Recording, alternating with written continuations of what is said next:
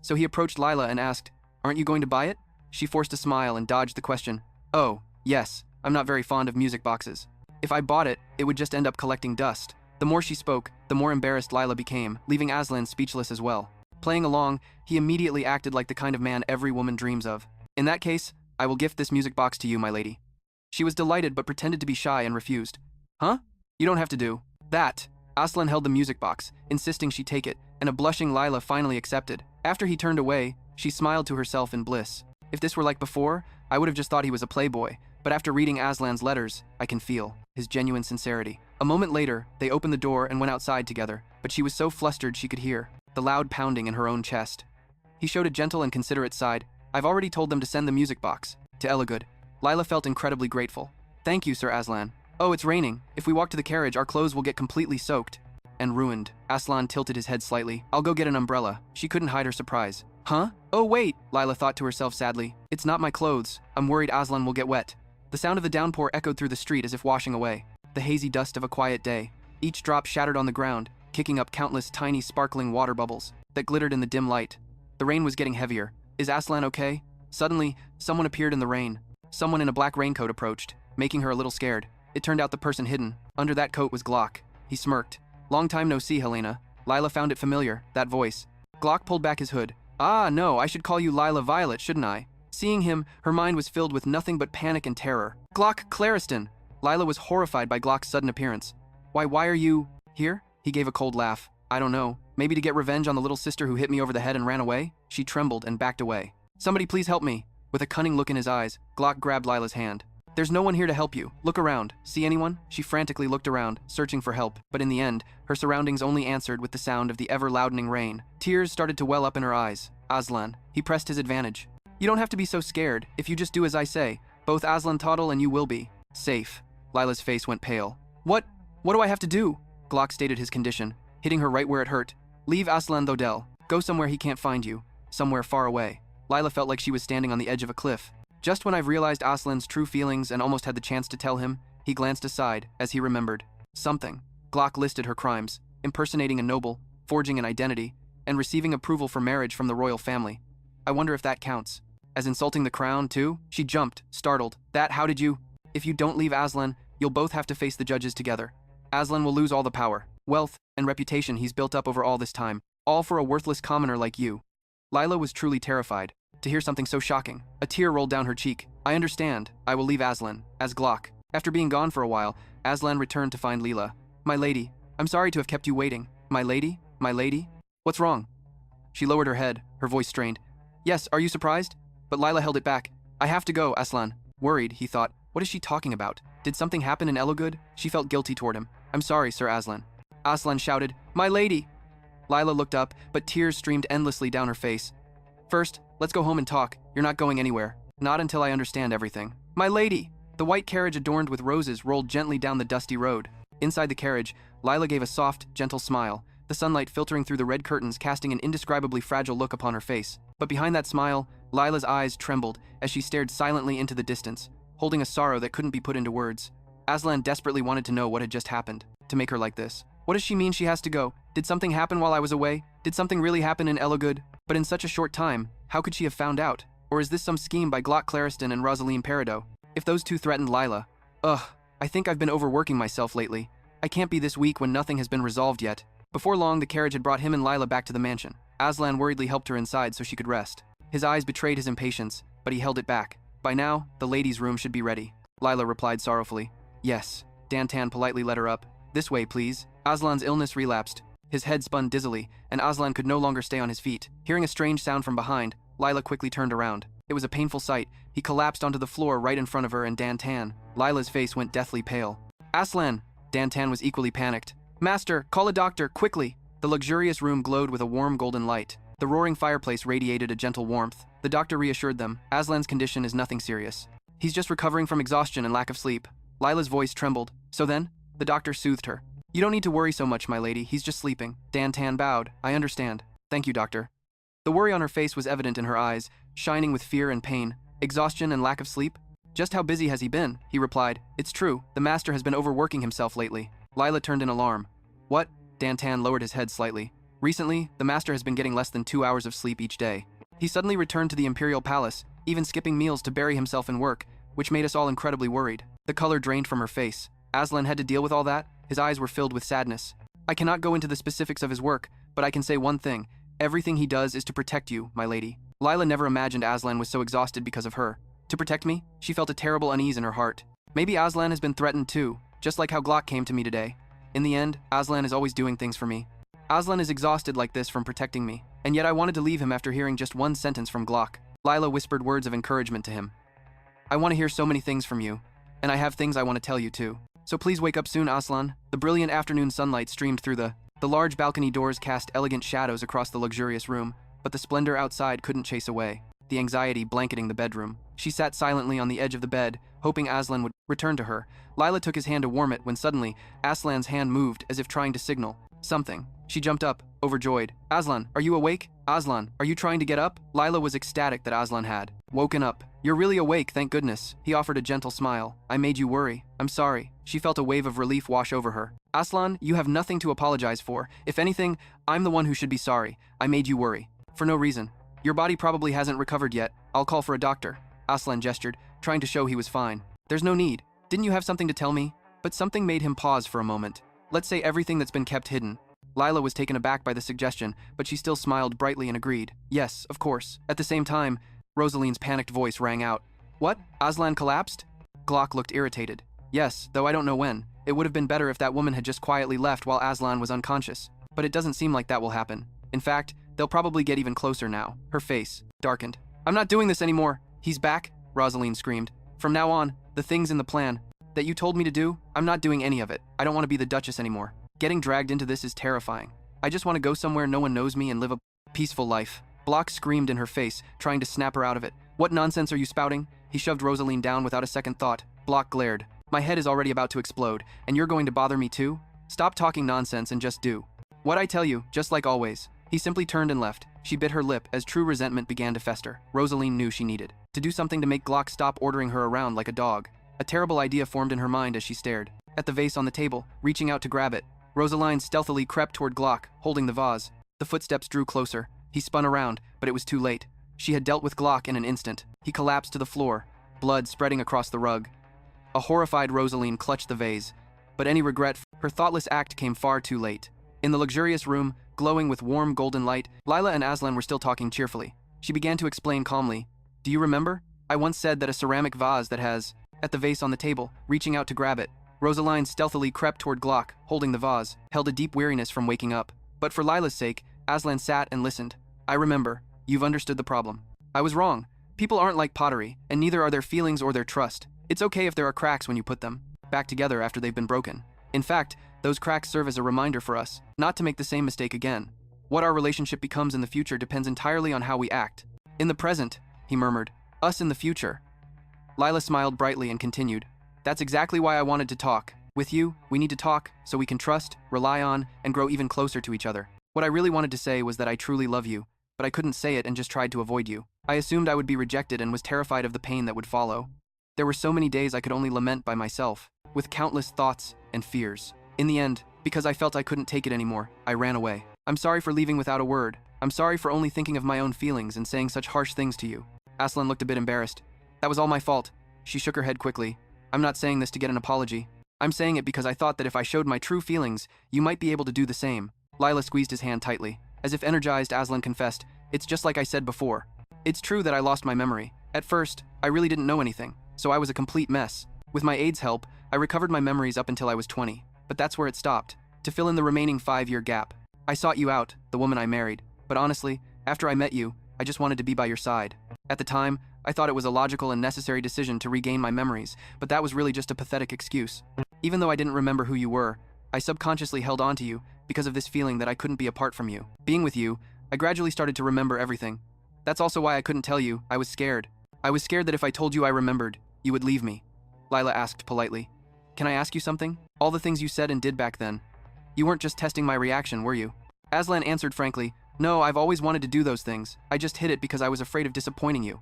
But after losing my memory and being with you, I couldn't control those strangely intense emotions. She hesitantly brought up the ring. So the ring you gave me? His cheeks flushed pink. I want us to be a real husband and wife because I love you. Hearing this, Lila's heart fluttered. From that moment on, they were both blushing like ripe tomatoes from the sweet things they were saying to each other. She suddenly remembered Glock's visit. Ah, come to think of it, should I tell him that Glock came to see me? I don't want to make Aslan worry, but if I hide this, things will just end up the same way as before. This whole conversation is for both of our sakes, after all. Finally, Lila gathered her courage and said, Aslan, there's something I need to tell you. Aslan replied kindly, go on and tell me. She explained worriedly, today, Glock Clariston came to find me. He grew angry as he listened. What? Did that guy threaten you? Lila nodded. Yes, he told me to stay away from you. If I don't, he'll expose the fact that I faked being a noble and deceived the imperial family. Aslan's blood boiled. Wasn't it enough to mess with me? Now he's going after Lila too. She asked curiously. Huh? He quickly hid his anger so as not to worry Lila. It's nothing. You don't have to worry about that. She was bewildered by how calm he was. Huh? But if Glock really decides to make an issue of it, he won't just let it slide. A guest has suddenly arrived, sir, and it seems your presence is required. It turns out that guest was none other than Rosaline. She was screaming at the top of her lungs. Let me go. I have to see Aslan immediately, while the maids tried to restrain her. In his exhaustion, he couldn't believe she was doing this. Aslan recognized the voice as Rosaline Peridot's. Rosaline screamed. Hopelessly, she cried, Aslan, but all she got in return was a look of contempt from him. Aslan immediately ordered, get her out of here, and if she continues to cause a scene, then call the guards. The attendant obeyed. Yes, I understand. But even after being ordered out like that, Rosaline still wasn't deterred. Grabbing the door and pleading, wait, Aslan, please just listen to me. Lila, curious, came out to see what was happening. She was stunned by her appearance. It was Rosaline.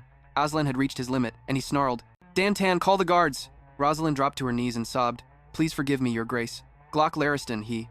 Lila was on the edge of her seat, waiting for her to speak, feeling as if she were standing at the edge of a cliff. Rosalind revealed the truth. Glock Clariston threatened me. I just managed to escape from him, but I don't know when. She was stunned by her appearance. It was Rosaline. Aslan had reached his limit, and he snarled. To force Aslan to marry Rosalind, he leaked information to Aslan's rival, Mekhat, and then plotted to ruin his reputation. He'll find me again. Rosalind confessed Glock's entire plan, explaining that he had threatened to expose her secret, would use Aslan's alleged crime as a reason to oust you from your position as the head of the family, and finally, he would kill Aslan and disguise it as an accident. The thought alone made Lila shudder. Rosalind continued her confession. Glock will use my position as the Duchess to seize all of Lord Aslan's wealth and the entire Thodol family fortune. I admit, there were times I was swayed by Glock's words, but I eventually realized how wrong I was. That's why I tried to back out a few times, but Glock threatened to expose my secret if I betrayed him. I was just so terrified of Glock Clariston that I made a terrible mistake. Please, forgive me. Aslan's gaze was as cold as ice. So now that it's come to this, you're trying to save your own skin. Is that why you've come begging for forgiveness? Rosalind raised her head to see his reaction, but did she really think Aslan would forgive her so easily? Using the fact that you were threatened as an excuse won't work. She tried to persuade him. Glock Clariston is an expert at manipulating people by exploiting their weaknesses. I know that better than anyone, because I've suffered so much at his hands, Aslan. If he really had a hold of Rosalind's weakness, it wouldn't have been easy for her to escape. Surprisingly, Lady Lila stepped forward to defend her. If she was truly being threatened and had no other choice, then I don't think she should receive the same punishment as Glock Clariston. He fell silent at her sharp words, and Lila continued. But of course, that doesn't excuse the fact that she went along with a plan to harm you, Lord Aslan. Aslan gritted his teeth, filled with hatred for Rosalind, but forced himself to endure it. He tried to put Lila at ease. You are right, my lady. I would like to speak with Miss Rosalind for a moment. Why don't you go and rest? This might take a while. Lila did as Aslan said and went back to her room to rest. After she left, he turned on Rosalind, his voice dripping with venom. You are incredibly lucky. Rosaline Peridot, you should have died right alongside Glock Clarence Tinker, but that's no longer an option. For someone who was threatened by him and came here on her own to beg for forgiveness? If you cooperate with me from now on, I will spare your life. Rosaline bowed over and over. I am eternally grateful, your grace the Duke. Aslan turned away. You don't need to thank me. The one who saved you wasn't me, but my lady. She felt a sense of relief and gratitude for Lila's help. A while later, she was sitting on a chair, resting and waiting for him to return, when she was startled by the sound of footsteps. Lila stood up eagerly. Aslan, are you finished talking? Aslan smiled. Yes. From now on, Miss Rosaline will be cooperating with us. She looked bewildered. Cooperating? You need her help? He replied. But not right now. The information Miss Rosaline provides will surely be useful. Lila shuddered to herself. Useful? Does that mean Glock Clariston is still planning something? Aslan understood and gently reassured her. Don't worry, Lila. I've already arranged everything to make sure nothing happens to you.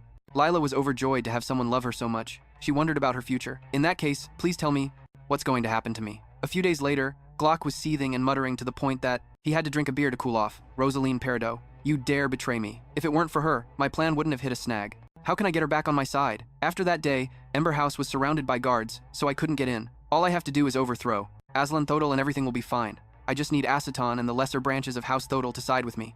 Suddenly a buzz of conversation started around him. Hey, did you hear the news? House Mechet is about to sue House Thodol. Sue them? What for? Apparently it has something to do with the lady of House Thottle. He was startled when he heard that. It's already been leaked? They're all the same. Without my help, all they do is screw things up. A few days later, the trial had yet to begin, but the atmosphere was already tense. Lila tried to compose herself to get ready. Aslan took her hand encouragingly. It's going to be all right. Lila blushed. Aslan urged, trust me. She felt incredibly grateful. Thank you, Aslan. The time had come, and the trial officially began. The judge stepped forward, bowing his head to begin. The judge banged his gavel. Silence, everyone. The court will come to order. Right now! A few days before the trial, Glock had barged through the door, his hand gripping the knob, his voice booming like thunder. Acetone Hobart!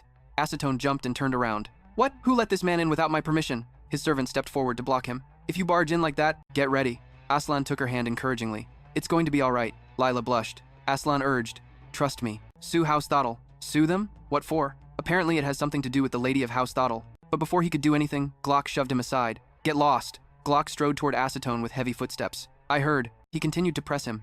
You clearly promised you wouldn't file a lawsuit if Aslan Thottle remarried, didn't you? Acetone. And stand guard. Don't let anyone in here. The servant obeyed listlessly. Ah, yes. I understand. Once the servant had left, with the carriage. So, shouldn't I make the first move? Glock was completely stunned. What? He then recounted how Rosaline. Something very strange. Did you really sue Aslan Thottle and his wife? He glanced around nervously to see if anyone was listening, then ordered his servant to go outside. Aslan Thottle is planning to accuse you. I heard he's going to name you as the one responsible for the carriage accident. Acetone's hand was clenched so tight it was trembling. I don't know how that person found out, but if that gets out, I'm done for. Wait a minute, not many people know I was the mastermind behind that accident. You leaked that information to Aslan Thottle, didn't you? You planned to sacrifice me for your own gain, right? The man snatched his hand off his clothes. Bullshit. It's true I plan to sacrifice you because compared to me doing it myself, it's much more convenient to have you file the lawsuit, but it's useless now. You chose the wrong time and got me into trouble too. Glock's eyes were filled with anger and resentment if he had revealed Aslan's weakness first. But if that gets out, I'm done for. Wait a minute, not many people know I was the mastermind behind that accident. The priority over everything else. He vented his anger by kicking Acetone's desk. Glock glared threateningly. You just worry about yourself. I absolutely will not testify for you, the man said with a sneer. You think you can threaten me? I've already found another witness. Then there would be no reason to force him to marry Rosaline anymore. That marriage should have been. I don't need your help. He slammed the door on his way out of Acetone's room, his eyes flashing with a cold light. Dotted with a few wisps of white clouds, the castle appeared majestic and magnificent. In an antique and luxurious room, Lila was smoothing out the bed, happily looking all around her room. I've been away from the Imperial Palace for so long, but this place is still the same, huh? It's like it was prepared for me to come back. At any time. Suddenly, there was a knock on the door, and Lila said politely, yes, please come in. It was Aslan, who had come to visit her. Lila was overjoyed to see Aslan. What brings you here so early in the morning? Aslan gave a swoon-worthy reply. I just wanted to see if you slept well. News from your family in Eligud has arrived. They said everyone is well, so you don't have to worry at all. Your family asked me to take good care of you while you're here, so I came to visit you. Lila smiled, touched that everyone was so concerned about her, especially Aslan. He handed her a letter, and this letter is for you. Lila took it in a daze, and he opened the letter for her amidst her confusion. Aslan hadn't expected his prediction to come true so quickly. What she said that day happened sooner than he thought. The other day, Lila had been eager about her future. What's it going to be like? Please tell me. About the things that will happen to me. Thinking back on it now, he felt a lump in his throat, because her not-so-happy story was unfolding this quickly. Aslan managed to say, you may have to stand trial for impersonating a noble. Lila lowered her head slightly, even though Rosaline had betrayed Glock Clariston. He agreed, yes, but besides her, there are many others who know that weakness of mine, but you don't have to worry at all. I already dealt with the issues related to that before we got married, so there's absolutely no way you'll be punished. Back to the present, in the courtroom, she felt restless. Even though he said nothing would happen, I still feel so uneasy. But maybe no one is as uneasy as that man at the table over there. Acetone sat slumped in his seat, his face dark and drenched in sweat, as if he were facing a death sentence. The judge began the trial. I hope everyone will participate in this trial with the utmost seriousness, so that the court may reach a fair verdict. I now invite the prosecutor to present the indictment. The brown-haired prosecutor stood up to present.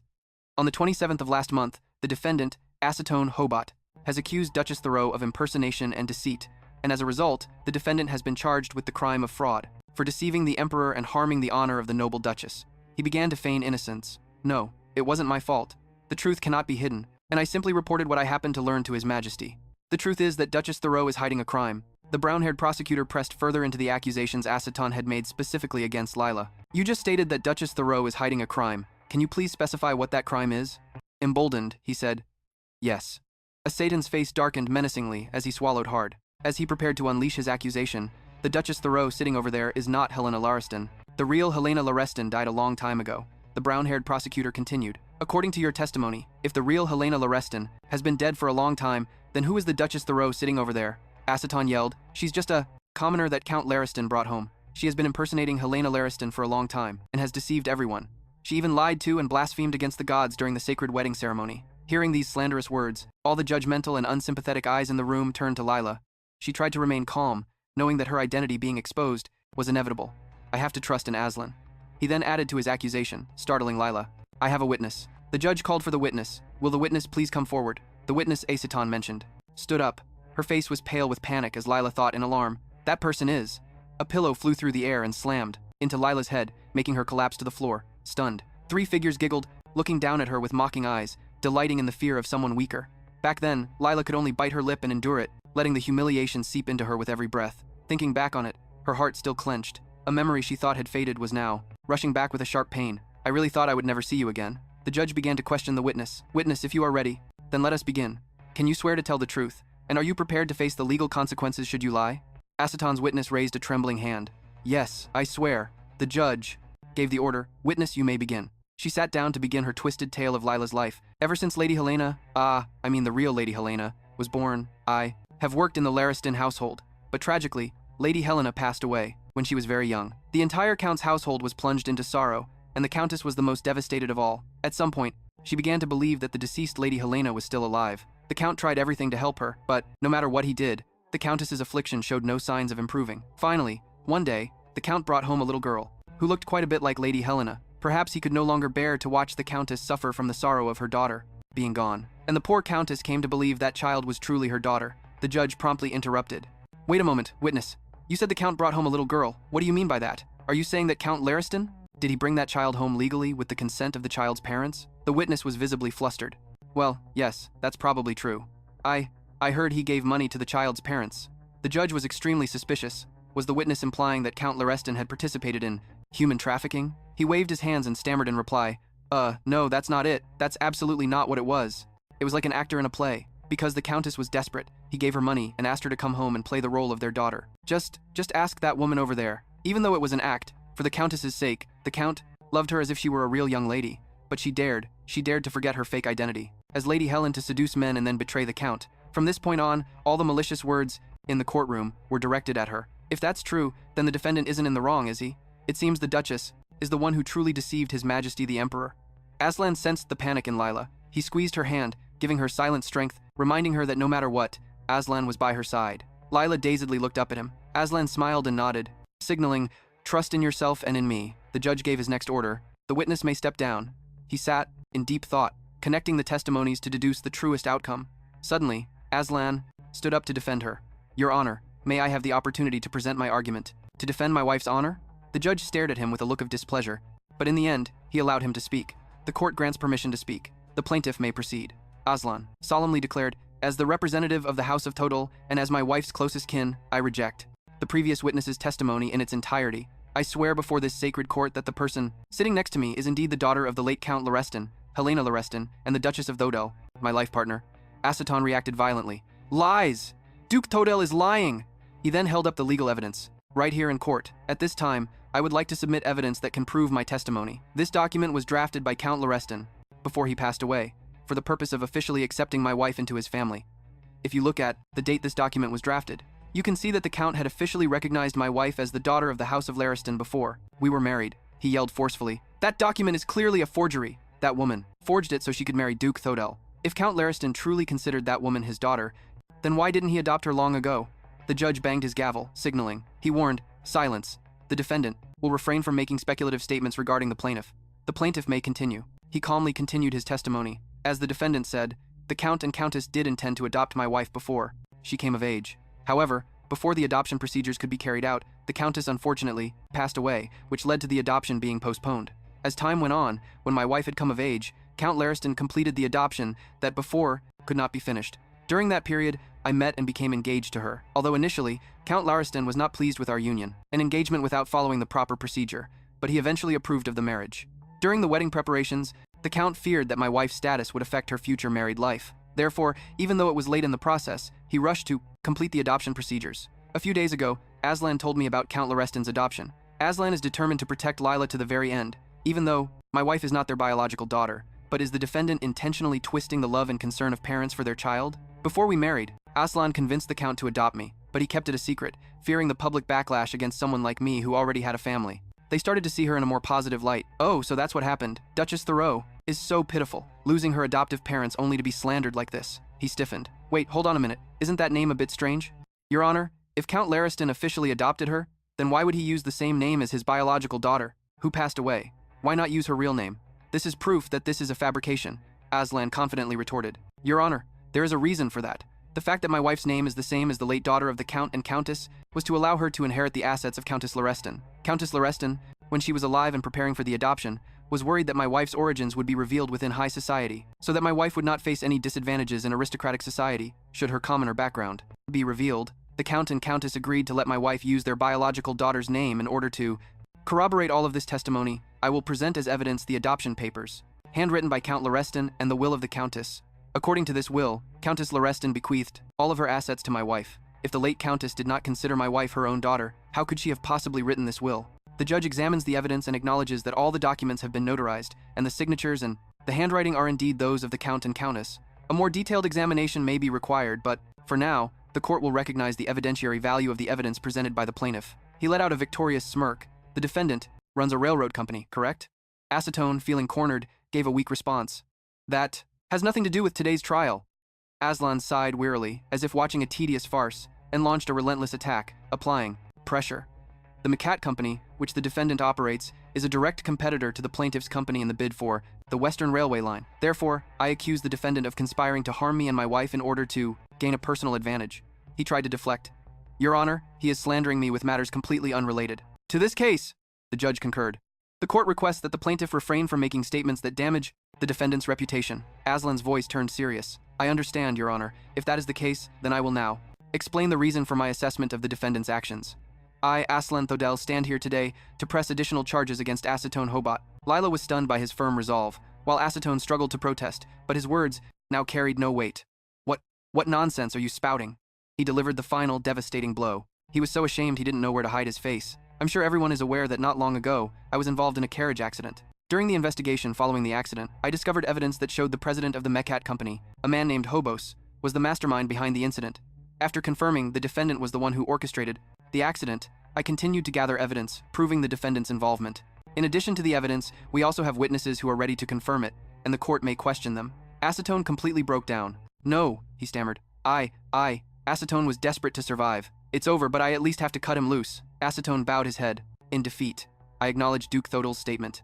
Aslan smiled with satisfaction that he had surrendered, but Acetone was still being stubborn, and tried to explain. But I didn't do it alone. The lesser branches of House Thodel and the elders are the real culprits.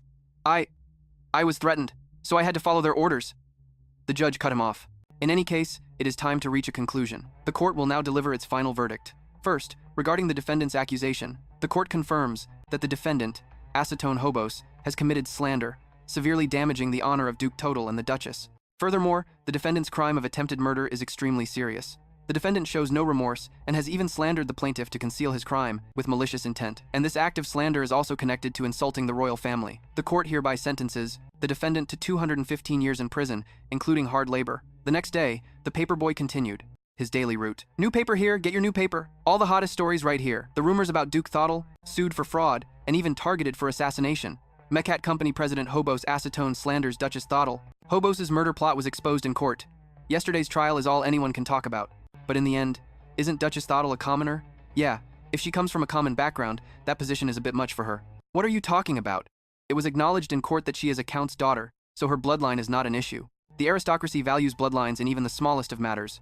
So for the Count and Countess to not reveal the identity of Duchess Thodel is understandable. To pull stunts like that just for money, those people are so greedy. In the mansion, Lila felt a sense of relief as she read the newspaper. Thank goodness. What would I have done if public opinion turned against me for faking my identity? People would have started to dislike me, right? He looked at her with a warm gaze and said slowly, everyone will begin to focus on the crimes of Acetone Hobos. What's important is that finally, I can call you by your real name. Lila responded dazedly. Huh? Aslan's sweet voice rang out. Your real name, Lila Violet. To call her by her real name after such a difficult time. A few days after the trial concluded, the McCat Company fell into chaos without its president. The Thodel Company, after winning the bid for the Western Railway line, acquired the McCat Company of Duchess Thodel is understandable. To pull stunts like that just for money, Those people are so greedy. In the mansion of acetone hobos. What's important is that finally, I can call you by your real name. Yes, please come in. Aslan entered and greeted her affectionately, Lila.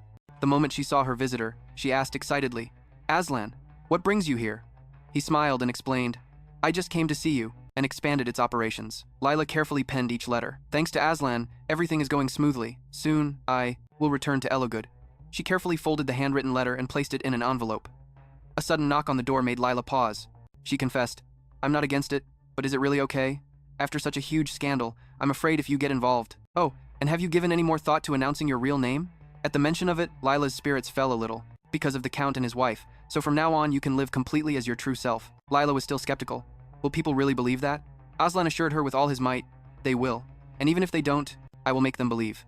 Hearing his firm reassurance, her face brightened considerably. Thank you. I'll do as you say, Aslan. She was incredibly touched, thinking about how Aslan always puts her first. I'm so grateful for him. With that matter settled, he changed the subject. My lady, what do you think about me bringing your family to the royal palace tomorrow morning? Lila was stunned for a moment. I actually think now is the perfect time to draw their attention, since everyone already knows you were only living as Helena. She couldn't help but feel grateful. Oh my, that would be wonderful. Thank you, and I'm also… Pardon? Seeing her reaction, Aslan explained in detail. If we fix up Amber House a bit, the three of them could live there quite comfortably. Aslan pulled her into a commanding embrace. Don't say that. If you feel sorry, then you can make it up to me. The suggestive undertone made Lila blush as she replied, Make it up to you? How would you like me to do that? Having achieved his goal, Aslan suggested slowly, My lady can take her time thinking about that. After all, don't we have plenty of time now? But in his mind, an urgent thought had already surfaced. His true desire. If I could, I'd want you to spend all of your time with me, stay by my side, and be happy forever. To walk this path together for the rest of our lives. Amidst a lush pine forest, warm morning sunbeams shone down on the rustic house, adding a new spark of life. Lila's entire family was anxiously awaiting the appointed time. A moment later, Aiden exclaimed excitedly, They're here! In the distance, a carriage slowly made its way toward the clearing until the gap. Sorry that you're always going through so much trouble for me. Aslan gazed dreamily at her beautiful smile, then suddenly grabbed her arm, opening the door and calling out, Father, Mother, Aiden! Sophia, with tears in her eyes, smiled as she welcomed the daughter. She hadn't seen in so long with a tight hug. You've been through so much, Lila, she replied emotionally. Not at all, it was Aslan, who had the hardest time. Hearing that, her mother turned to him to express her gratitude. Thank you so very much, Your Grace. How can we ever repay this kindness? Aslan replied humbly. Please don't say that, Mother. I only did what was necessary. As he said that, he shot a flustered glance her way, making Lila burst out laughing. As the emotional reunion wound down, she began to speak. Shall we all head to the royal palace now?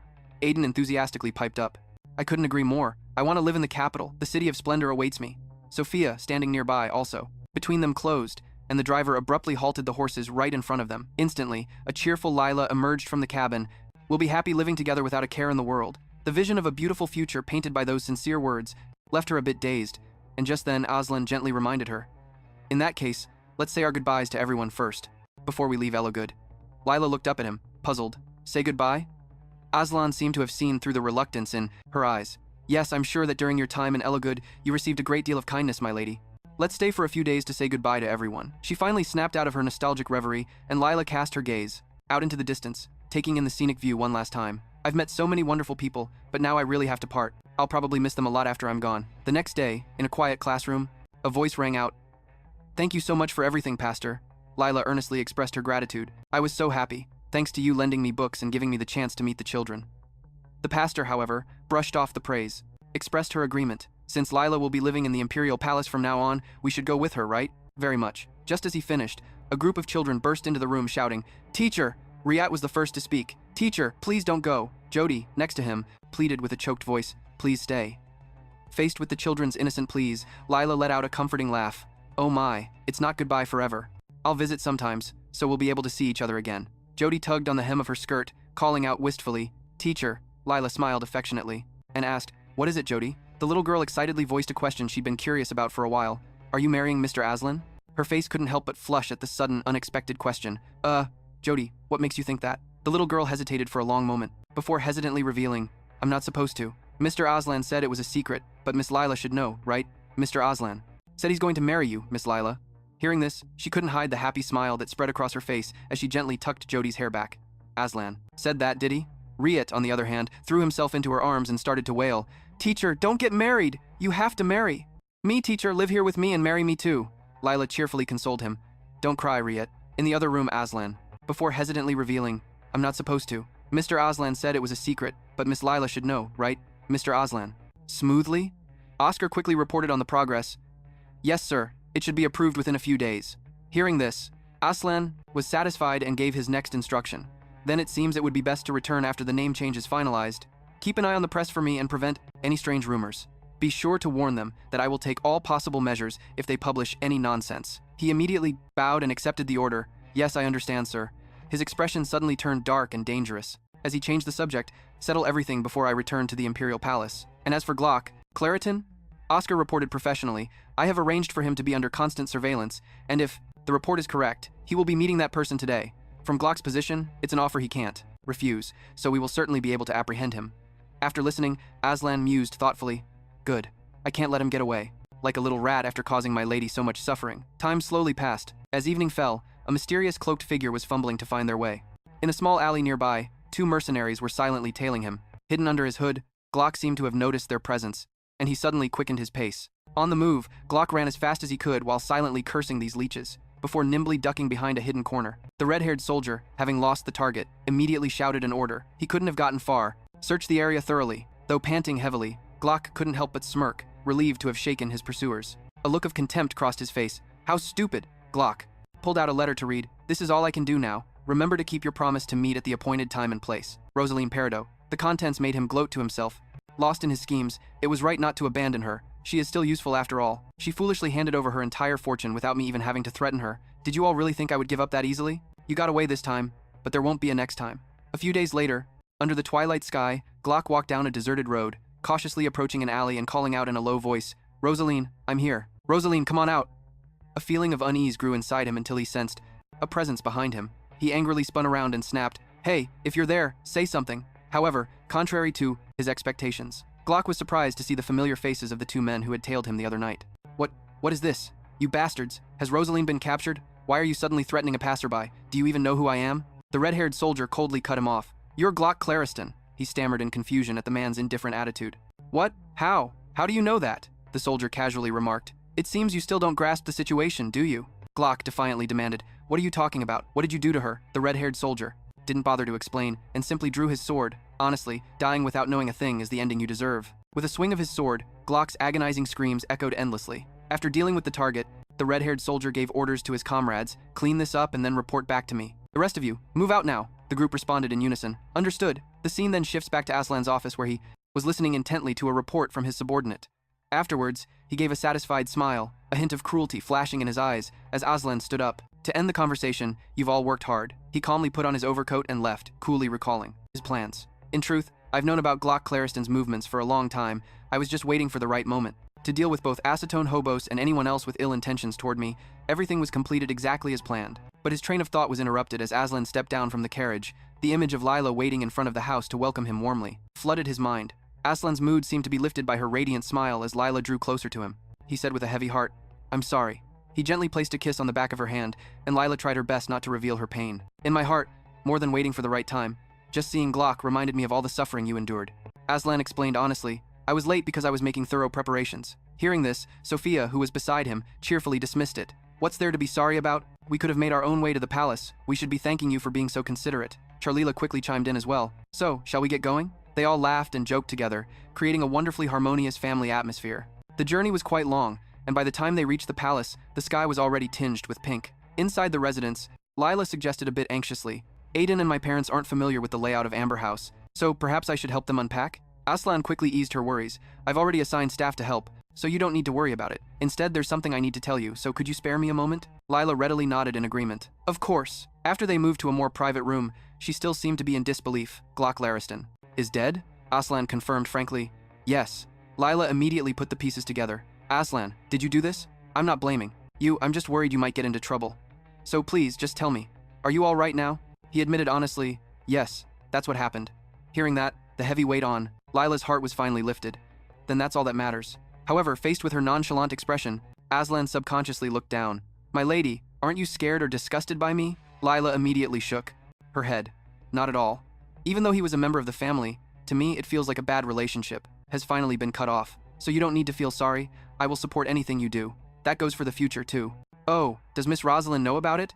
Aslan willingly answered. No, she doesn't know yet. At this, Aslan subconsciously looked down.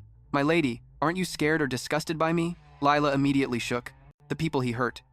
Aslan nodded in agreement. You're absolutely right, my lady. He slowly let go of his tension. Lila felt a bit of sympathy for her situation. Regardless, I think she should be told she's one of... And so Lila was led to a room with simpler decor, where she met and talked with Rosaline. And considered it carefully. That's a good idea. It's thanks to Rosaline that I was able to take care of Glock anyway. At her earnest plea, Rosaline could only avert her eyes and lower her head. No, how could I possibly do? You're really leaving, Rosaline? Glock is dead. No one can threaten you anymore, so you can just stay here. That to you, my lady? Leaving is the only way I can express my sincere thanks. I'm not careful. I could be disposed of just like Glock, so I must escape to a secluded place and live as if I were dead. Anyway, I don't have family, friends, or any other reason to stay here. Lila asked regretfully. Then will you return to the Peridot region? Rosaline quickly shook her head. No, that... A surge of bitterness made Rosaline's eyes start to redden. Thanks to you, my lady, I was fortunate enough to escape death. But where do you plan to go? It's hard to adjust to an unfamiliar place. She seemed to have no destination for her journey, saying anywhere was fine, as long as it wasn't here or my homeland. Lila was stunned, looking at the woman before her with pity. After a moment of thought, she firmly spoke up. Rosaline, if you need help, please just let me know anytime. That sincere kindness seemed to touch the depths of Rosaline's heart, and tears began to stream down her face. Lila continued with sympathy. You've been through so much. A lot has happened recently, but as someone who also went through a difficult time, because of Glock, I have something to tell you. Rosaline's voice cracked as she replied between choked sobs. This whole time I've been truly so thankful and so sorry, my lady. I will spend the rest of my life atoning to you. I'm sorry. I'm so sorry. Lila felt her heart ache, wanting to support that endlessly trembling body. I used to hate her so much, but now I feel so much pity for her. Now, everything was finally settled. After Rosaline left, the days became so peaceful it was almost strange. By now, Lila had grown used to Aslan's presence beside her as she handled her own work, and she thought silently. As she scanned the document, how should I reply to this letter? Lila turned to ask for Aslan's opinion, if you have a moment, but he didn't react at all, so she tried calling his name, Aslan. At that, he snapped out of it and explained awkwardly, I'm sorry, my love. I was just lost in thought. Lila asked with concern, you look so pale. Did something happen?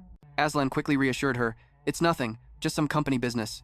I wasn't sure how to reply, so I probably looked a bit serious. However, Lila had noticed his dazed expression and continued to watch him. A seed of doubt began to grow in her heart. What kind of letter would make Aslan react like that? As night fell, the bright moonlight illuminated the church buildings. In a certain room, Gray sat silently by the window, gazing at the scene. Outside, her hands ceaselessly fiddled with a pocket watch, a gloomy look on her gaunt face. She kept muttering, Aslan, you always have to be so.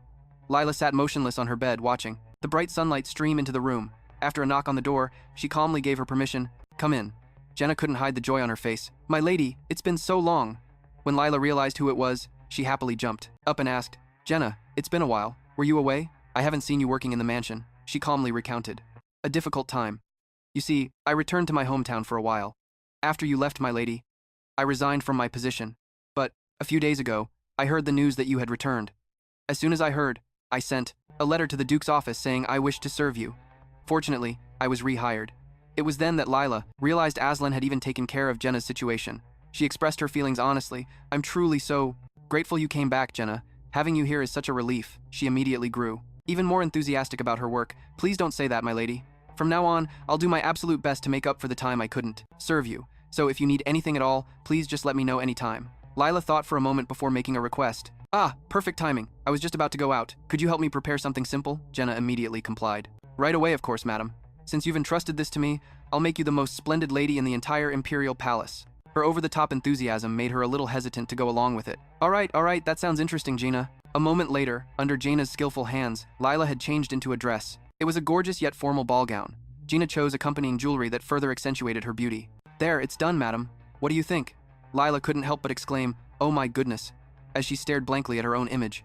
In the mirror's reflection, Lila turned to Jenna, delighted, and asked, when did you learn how to do this? Gina replied joyfully, I'll take that as a compliment, madam. This new look made her think shyly. It looks very beautiful. But isn't it a bit too extravagant?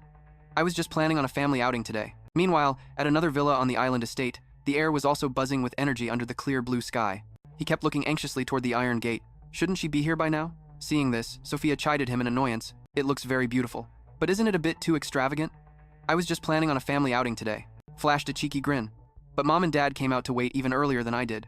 Not long after, the crisp sound of carriage wheels approached and the hem of a pure white dress. In disbelief, is that my daughter?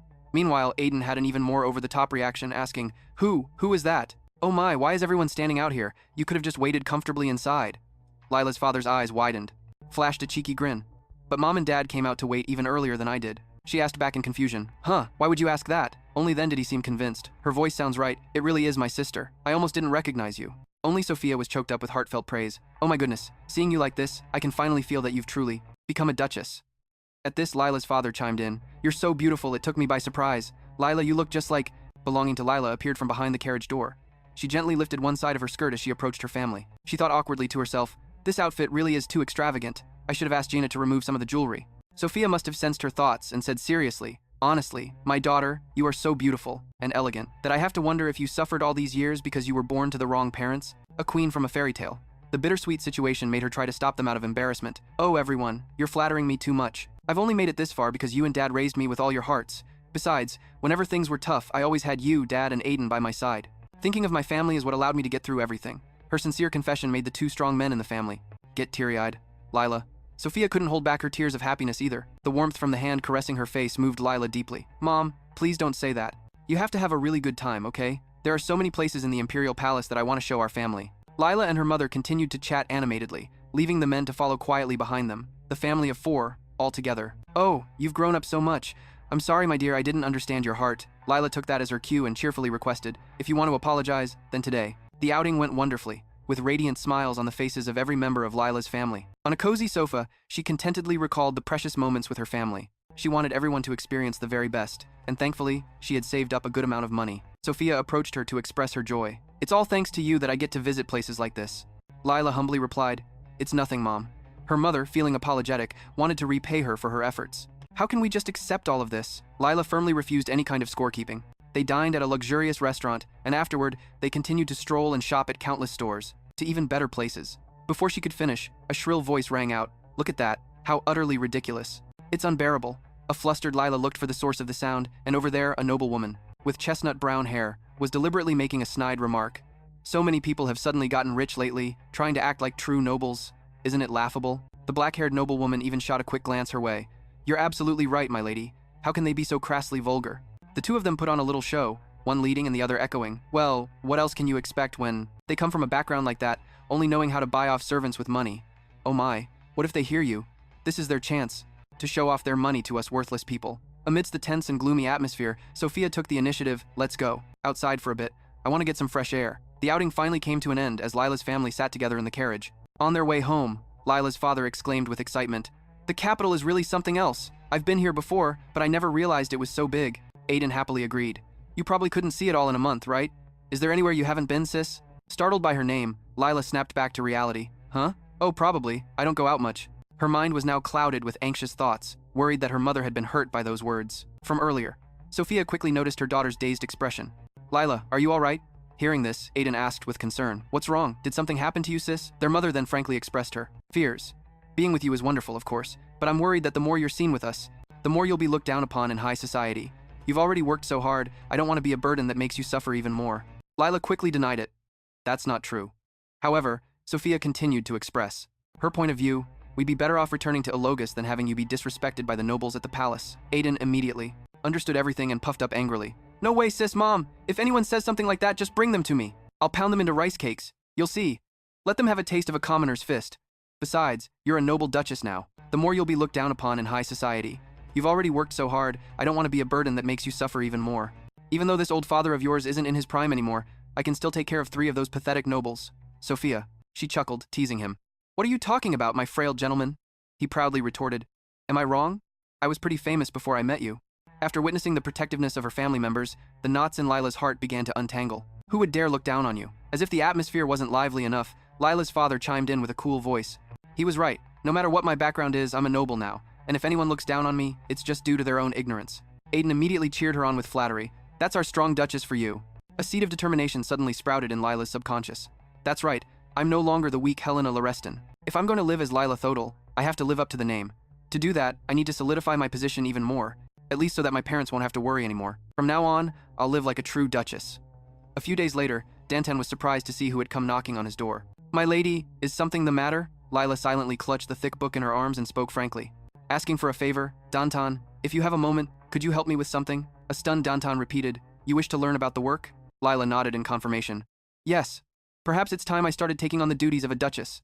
Ah, of course I know I'm not very beautiful. Perhaps Aslan thinks so too, which is why he hasn't given me any tasks until now. The moment she finished speaking, Dantan loudly refuted her. How could that be? Not beautiful? That's absolutely not true. She stared blankly, not understanding Dantan's overly agitated reaction. Ah, he thoughtfully explained further. It's true that the master doesn't want to entrust you with work, but that's only because he's worried it will take a toll on your body. Lila, still unconvinced, asked again. Because of my health? Dantan patiently relayed. Yes. Even now, he says that you shouldn't overexert yourself. Hearing this, she couldn't help but laugh at her own unnecessary worries. It seems there's still a misunderstanding. What else is being left unsaid? Lila confidently asserted. If that's the issue, then it's no longer a concern, because I've gotten much healthier during my time in Elogud. So, can you teach me about the work now, Dantan? He hesitated for a long moment before concluding to himself. Just teaching her about the work should be fine, right? Outwardly, he promised seriously. I understand. Then starting tomorrow, I will teach you one thing at a time, my lady. Dantan patiently relayed. Yes. Even now, he says that you shouldn't overexert yourself. Hearing this. So, can you teach me about the work now, Dantan? If we do this, we won't be able to cover the budget deficit, right? Or should we review the entire budget proposal?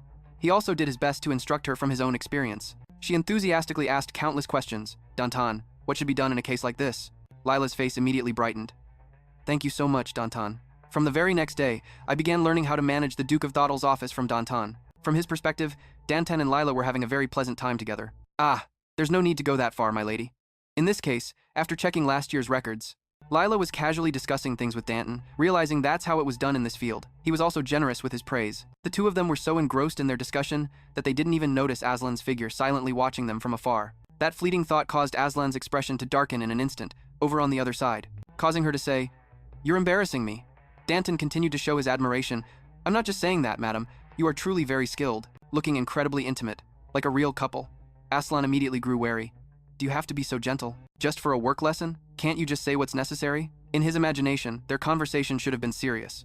That's right, madam. Your ability to comprehend is truly outstanding. This flattery made her feel embarrassed, which finally caught Lila's attention. Oh, Aslan, what are you doing over there? He immediately smiled and gave a vague answer.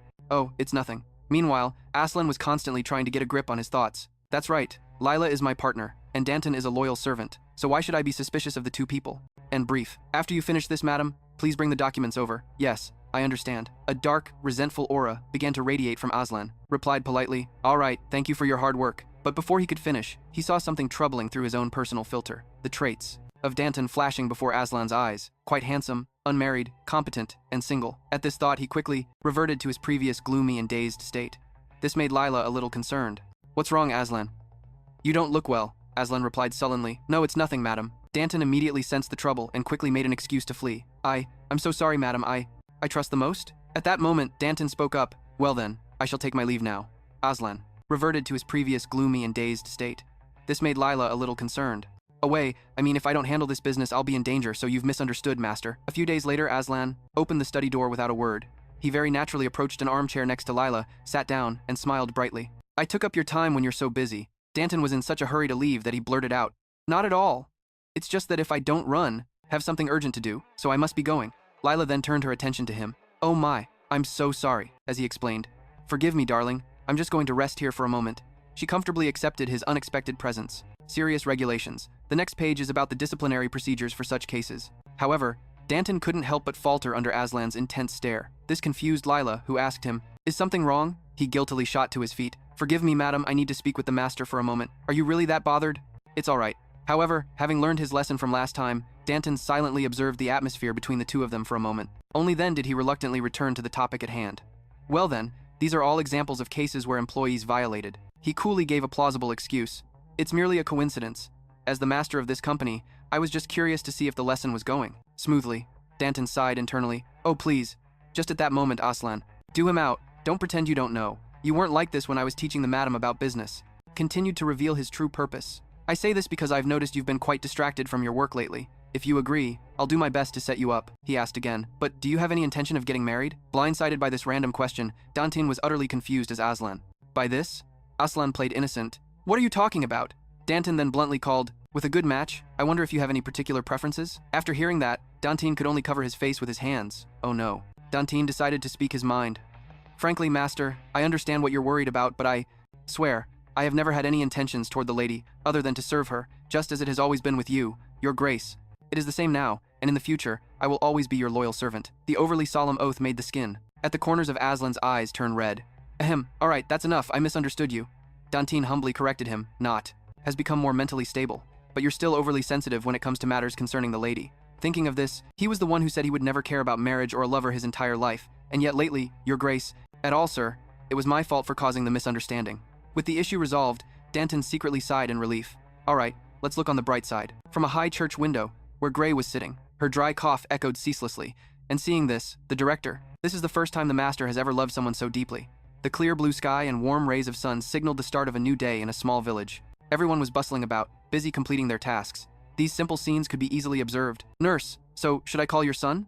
Gray immediately shook her head in refusal. There's no need, don't tell him anything. The director hesitated, assured him, I'm fine, it's nothing serious. He proactively offered the most logical suggestion, you refuse to call for a, pensively.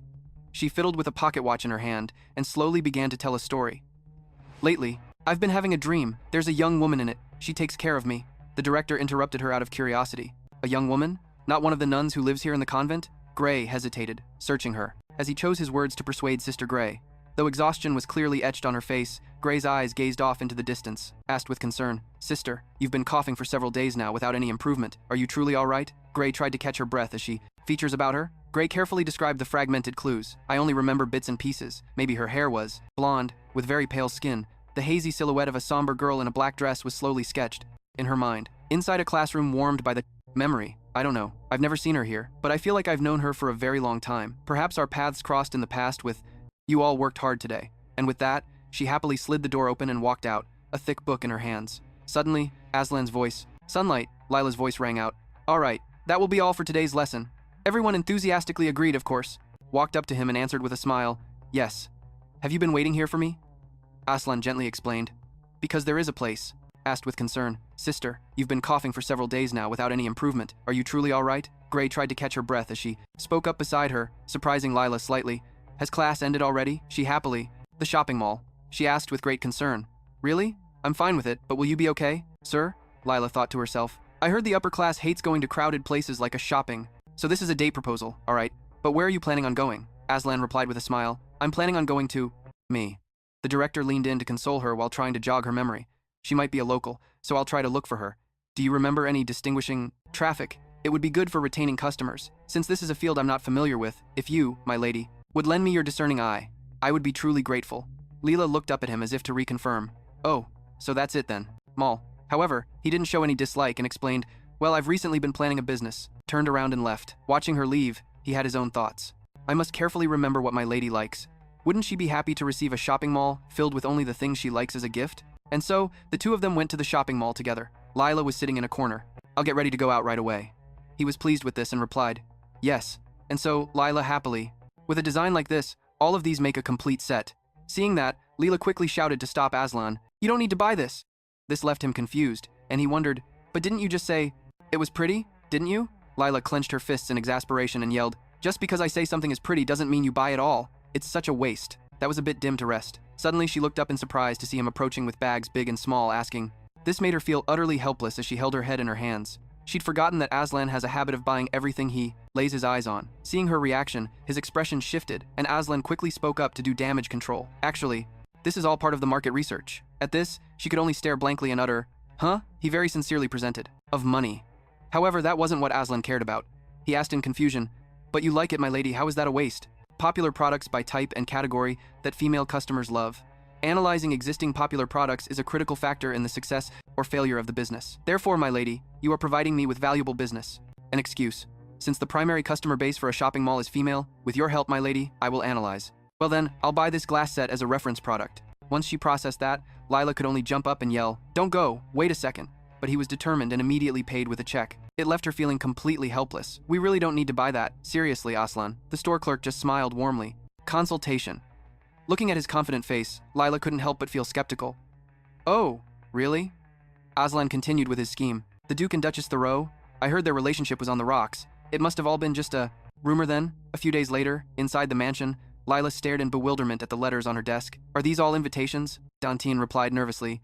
Yes, my lady. It seems the rumors of the Duke and Duchess's happy marriage. Look, the Duke truly adores the Duchess. The people around them also began to whisper. Isn't that? She thought, all this time I've lived as the Duchess, but I've never once received So many invitations. The moment they learned I have a good relationship with Aslan, looking at all this, I know what they're... Since the news about you two spread, everyone has sent invitations. Lila couldn't help but feel tense as she picked them up. Dan Tan smiled and spoke up from behind her. Also, the master asked me to relay a message along with these invitations. Purpose is, but I can't just say I don't want to and ignore them all. Lila was a bit surprised. Aslan, what did he say? He quickly relayed the message, His Grace. I'm so grateful he said that. She was overjoyed, so he had thought ahead and was worried I'd feel pressured. He's so considerate. However, Lila astutely realized, even so, wouldn't it be incredibly rude to decline all of them? Dan Tan, which one do you think would be best for me to attend? He enthusiastically offered his help. Madam, do you have any criteria? Lila was a bit surprised. Aslan, what did he say? He quickly relayed the message, His Grace, had thought ahead and was worried I'd feel pressured. He's so considerate.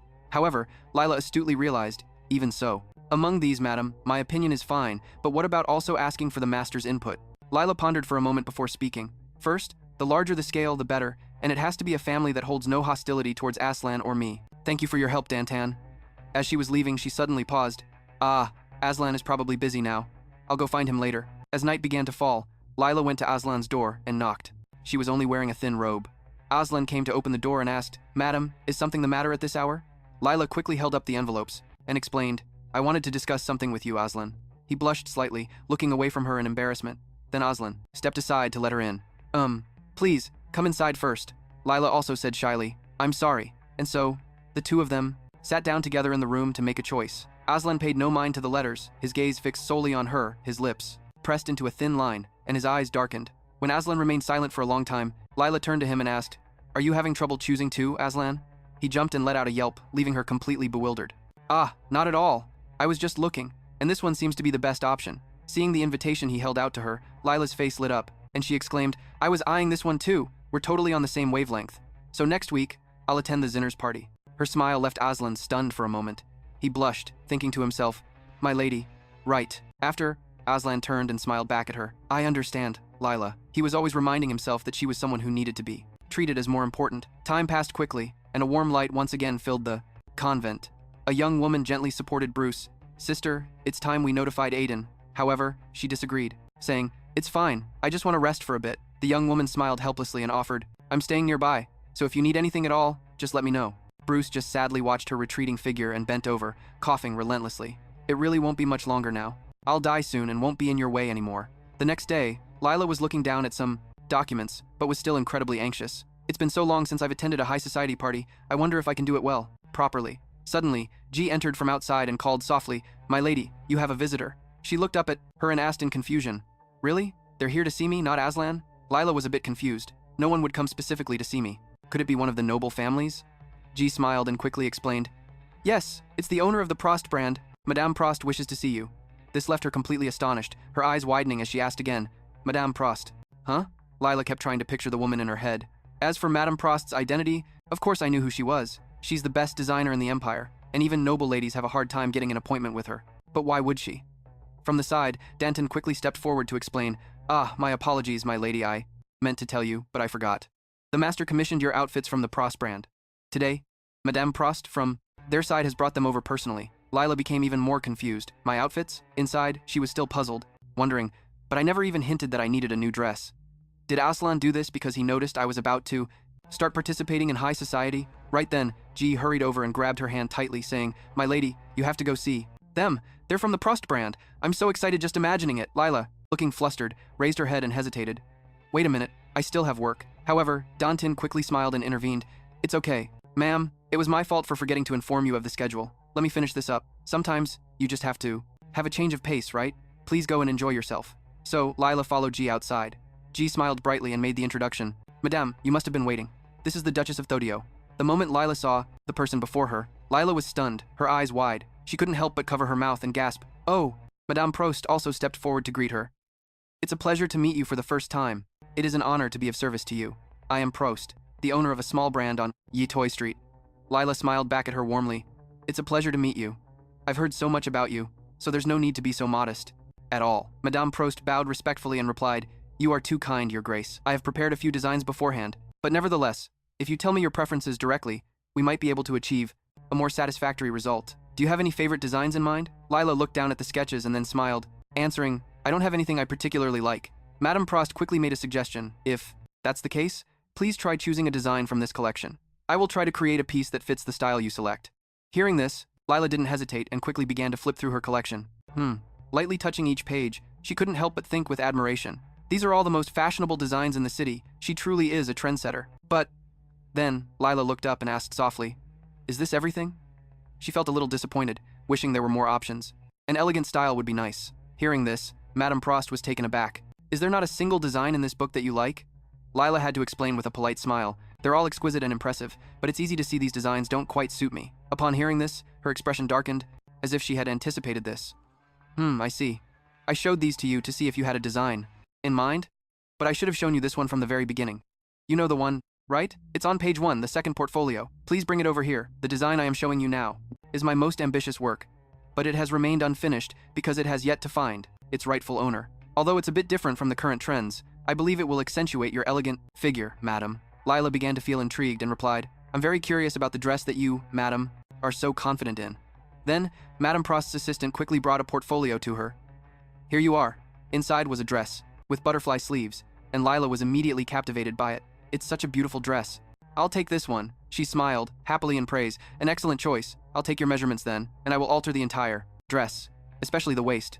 There we go. I've already made preparations, so it won't take long to sew. It won't be long until I return with the finished dress."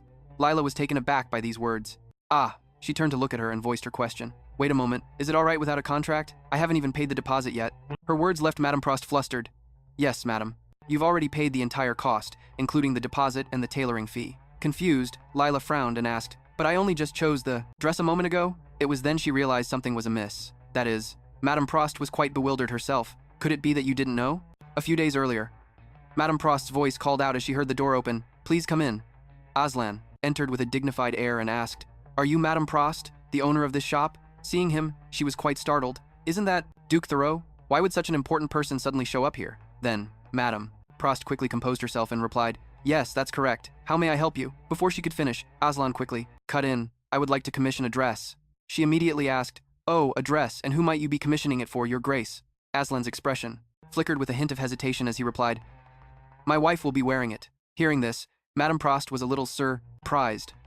"I heard the Duchess of Thoreau isn't very active in high society, so why is she suddenly commissioning a dress?" However, she kept her composure and replied, "I see. Does the Duchess normally have any preferred designs or a particular style of dress?" This question made Aslan hesitate for a moment. Right after, he stated frankly, "My wife looks beautiful in anything."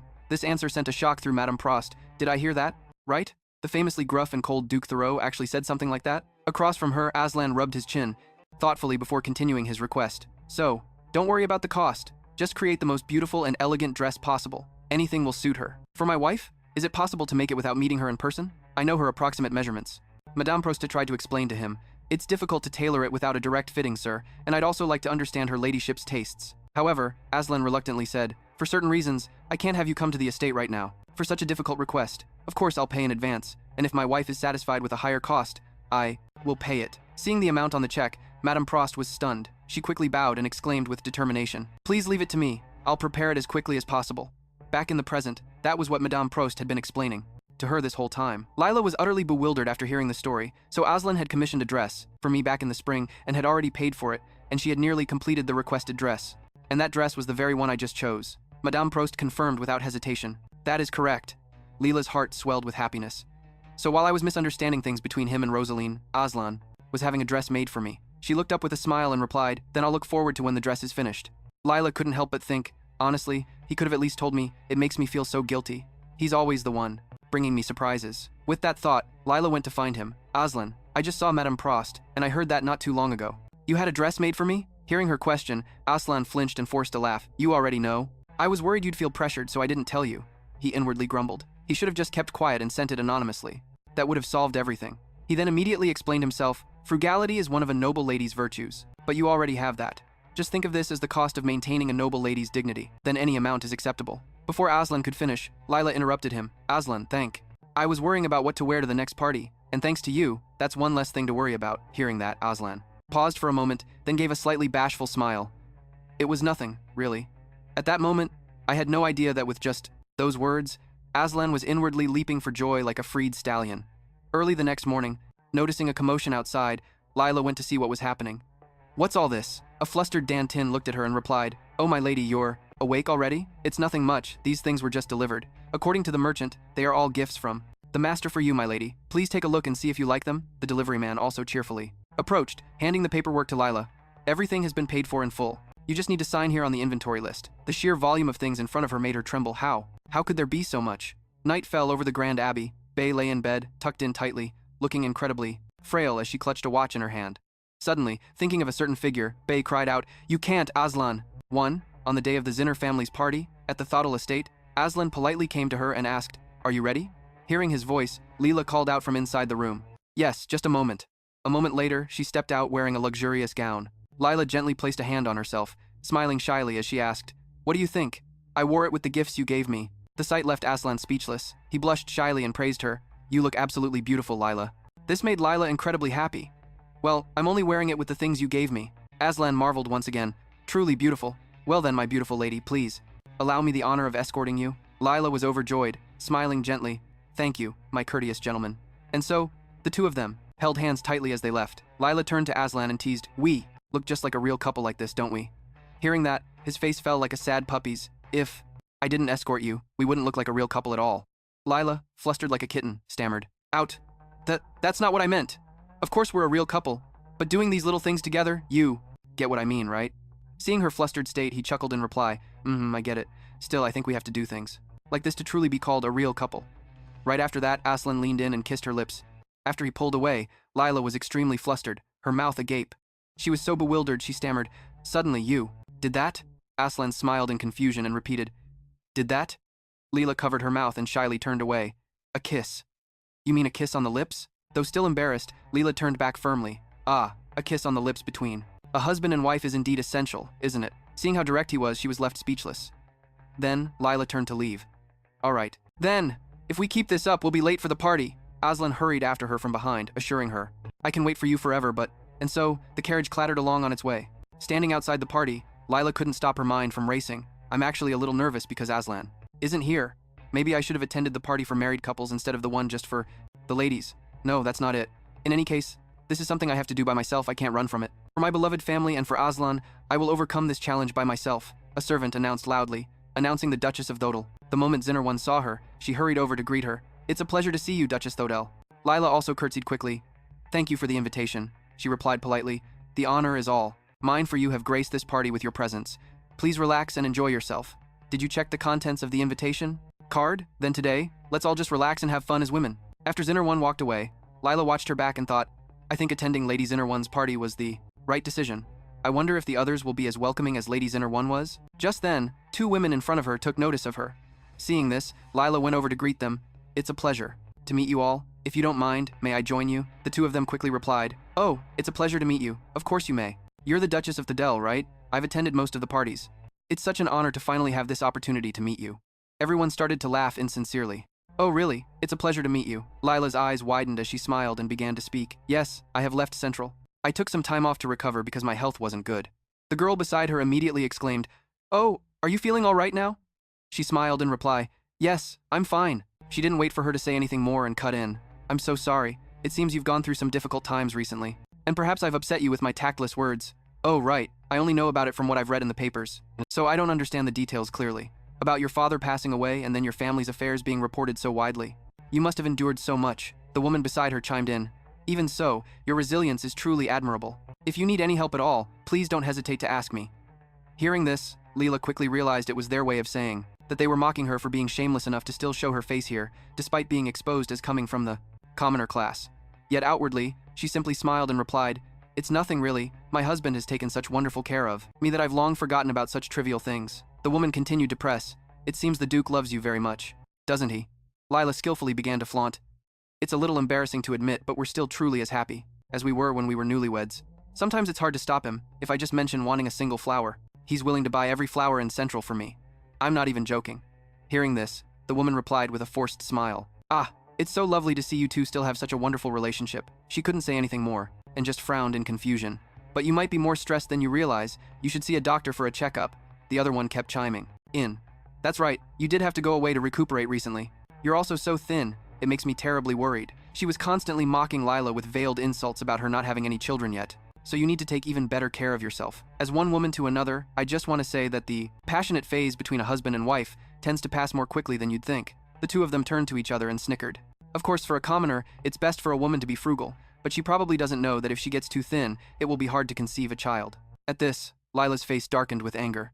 Thank you for worrying about me. It's true that I still have a lot to learn from experienced wives. And thank you for the reminder. I heard that you also recently had a third child. I'm truly so envious. A child is the joy of a married couple and a blessing to the family. As if she'd struck a nerve, the woman could only blush and cry out, "Oh!" Lila continued to smile at her own comeback. All of these blessings were made possible because you accepted that child as your very own. At this point, the woman had no idea how to retaliate. Oh, I'd rather not discuss that right now. Indeed. Watching the two of them storm off resentfully, she couldn't help but feel sad. Lila let out a weary sigh, thinking to herself, that was the best way to handle that, wasn't it? A while later, outside the mansion, Aslan was pacing back and forth, unable to stand still. His expression was grim as he thought to himself, even though she said she was fine, I can't help but worry. I'm afraid that she could be looked down on by others. He suddenly glanced at Dantine standing behind him, who then stepped forward with a suggestion. If you're that concerned, why not go pick up her ladyship as soon as the party is over? Aslan listened. He then praised him cheerfully. I knew I wasn't wrong about you. Why have I never thought of that before? Dantine, prepare the carriage. Immediately, a flustered Dantine exclaimed, Huh? Right now, sir? But the party is still going on, and it's an event only for women to attend. If we show up, her ladyship might be put in a more difficult position rather than feeling helped. But Aslan remained firm in his decision. I know. We just have to wait without letting her ladyship notice us. Rather than just standing here doing nothing, I'm sure I'll feel more at ease waiting for my wife right in front of the mansion. Dantine bowed helplessly in response. Ah, I understand, sir. We will prepare to leave immediately. The scene shifts to the monastery. She lay in bed, tossing and turning, unable to sleep, letting out small, constant whimpers. Suddenly, her eyes flew open, tears still welling in them. She shot up in bed, panicked and gasping, Aslan, no! Meanwhile, at the Zinnerone mansion, Lila stood by the railing, looking a little downcast. She sadly lowered her head and thought to herself, I guess I already expected this, but it's still hard to enjoy moments like this. After the people who wanted to tear me down had left, the ones who approached me after were obviously just trying to flatter me, which is just like openly showing hostility. It all just makes me feel uncomfortable. Lila was so sad she couldn't speak a word. Maybe I just haven't gotten used to it yet? I should probably start heading back. Her footsteps tapped on the floor. Lila approached Zinnerone and began, I had a very enjoyable time today, madam. Zinnerone hurriedly smiled back. Really? That's a relief. I'll invite you again, so you absolutely must come next time. Lila looked at the hand, clasping her own, and replied cheerfully, Yes, I will definitely be there. Shortly after, she departed from the mansion. The surrounding commotion made Lila a little confused. What's happening? Seeing Aslan, she quickly approached to ask, Aslan, what's happening here? Aslan quickly turned to her and replied, Oh, Lila, I was worried about you, so I waited so we could return together. This made Lila overjoyed. When did you get here? Have you been waiting long? Seeing her hurried expression, Aslan gently reassured her. Not at all. I just got here. And so, the two held hands and smiled softly, causing everyone nearby to glance over. An envious lady sighed. They have such a good relationship. The lady beside her chimed in. Geez, my husband never comes to pick me up. It seems that bringing another woman into the mansion isn't such a big deal, is it? These words irritated Aslan, who glared over at them. He quickly turned back to Lila and suggested with a smile, Shall we head home now? She replied cheerfully, Yes. The ladies nearby began to gossip again. You know, Duke Thoreau is incredibly handsome, isn't he? It would be amazing if all the men in the world were as handsome as the Duke. Another lady, standing next to them, added jealously, The Duchess must have saved a country in her past life. Meanwhile, the carriage continued to clatter away. The sky above was lit by thousands of stars. Inside the carriage, Aslan gently asked, Did you have fun at the party? Lila hesitated for a moment but still smiled and replied, I'd be lying if I said I had fun, even though most people treated me very kindly, but since I'm still not used to high society, seeing that also troubled him a little. I should have prepared you for parties like this sooner, my lady, but since I failed to do so, the fault is entirely mine. After hearing that, Lila called out, Aslan? Aslan began to speak again. From now on, I will. But before he could finish, the carriage suddenly lurched to a stop, causing the two of them to turn their heads in confusion. Aslan got out and asked, What's wrong? The coachman turned his head in a panic and explained, My apologies, my lord. An animal suddenly appeared lying in the middle of the road, so I had to stop the horses in a hurry. He seemed to understand. I see. Just then, a curious Lila also peeked her head out and asked, What's going on? Oh dear, it looks like it's badly injured. What should we do? Aslan, can we treat this animal? Aslan looked at her gently and affirmed, If we take it back to the mansion, we can treat. This made Lila extremely happy, and she exclaimed, That's a relief. I'll go check if there's anything for first aid and be right back. Immediately after, the coachman shouted in panic, Ah, wait! Lila froze at the shout. Aslan, witnessing the scene before him, This animal? Aslan looked at her gently and affirmed, "If we take it back to the mansion, we can treat. Because of me, you." Suddenly, the arm she was clutching tightly twitched. Aslan let out a few pained groans. Ugh. "Oh dear, it looks like it's badly injured. What should we do? Aslan, can we treat?" However, Aslan's face was utterly bewildered. Lila looked at him in confusion and asked, "What's wrong?" But in response, came Aslan's baffling question, "Who are you?" His words made Lila freeze, and as if her soul had left her body, she asked again, "Because of me, you." Suddenly, the arm she was clutching tightly twitched. Aslan let out a few pained groans. Ugh. "Did you really just ask who I am? Aslan, you really don't remember me?" The moment he saw her tears begin to fall, Lila was a bit confused. Doesn't Aslan have amnesia? If so, that means... Right after, Aslan smiled and explained to her, "I'm sorry, it was just a joke, Lila. That carriage was moving slowly, so... I wasn't seriously injured. I'm sorry if I startled you," Lila cried out, flustered. Right after that, she burst into sobs again, frightening Aslan. Lila. She turned her face away angrily, chiding, I... Aslan called out in a fluster. "Ah, wait. You must be my lovely and beautiful wife." Hearing him say that, "Was really so worried about you. Just thinking about that moment." And so, feeling helpless, he earnestly explained, "I'm sorry. I'm truly sorry." Lila gradually calmed down, lowering her head to warn him, "Don't you ever joke like that again. If it happens again, I'll make you for the rest of your life. Walk and never ride in a carriage again." And with that, Lila stood up, turned, and walked away. Aslan had no choice but to chase after her, calling out, "Lila." The two coachmen could only look at each other in utter confusion. If things are left like this, what are we supposed to do? There's still the cost of repairs and medical treatment. Meanwhile, at the convent, everyone was whispering worriedly amongst themselves, "What on earth is going on? He said he was going to take a nap, but he still hasn't woken up." The abbot, standing in the distance, witnessed it as well. The nuns inside immediately told him, "We can't let Sister Grey. It's like this, director. Now is the time to make a decision." The director sadly nodded, agreeing, "All right. I think we should inform your son of the situation before it's too late. Please send a letter to Duke Thor Eddie immediately." A while later, the carriage finally stopped in front of the mansion gate, and Dan Tan hurriedly came out to greet them. "You have returned, master," but Aslan quickly signaled to him, "Shh, it seems." She was very tired and fell asleep in the carriage on the way back. Lila needs to get changed, so please call her personal maids here. Dan Tan bowed his head slightly and replied, "I understand, sir." And so, Aslan then carried her inside the house, his footsteps echoing as the lights slowly faded behind the two of them. Aslan gently placed Lila on the bed. He softly brushed her bangs aside, thinking, "Lila, my beloved wife, you must have been very shocked by what happened today, the kind of jokes I never usually make, but strangely enough, whenever I'm with you, I want to try them. Is it because I love seeing every expression you show me? Please stay by my side from now on too, Lila. I won't let you get away again." The next day, a lavish meal was quickly served.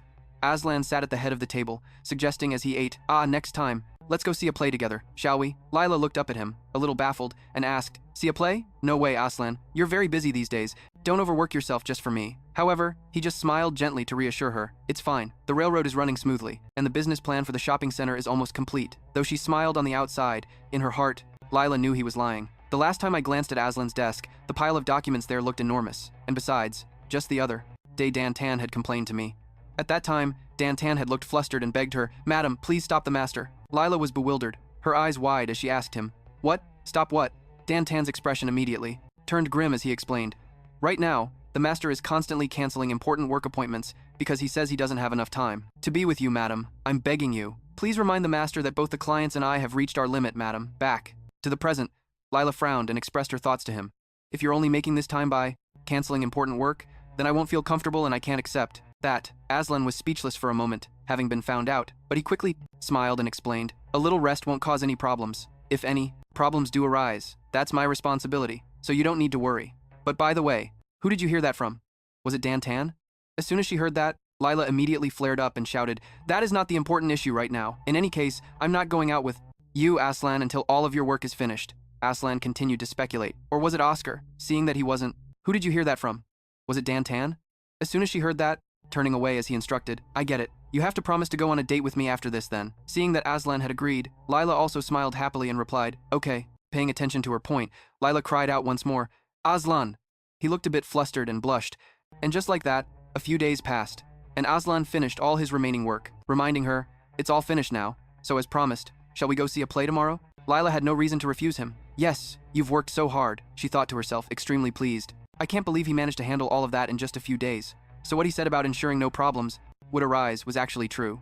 Suddenly, a knock came from outside the door, along with a voice calling, "Master." Aslan looked up. "You may enter." Danton hurried over to him and reported, "It seems you've received an urgent letter, and it needs to be checked immediately, as it may contain very important information." This left him completely bewildered. An urgent letter? Then Aslan took the letter to examine it. A moment later, his face turned pale as he spoke. I understand the general situation.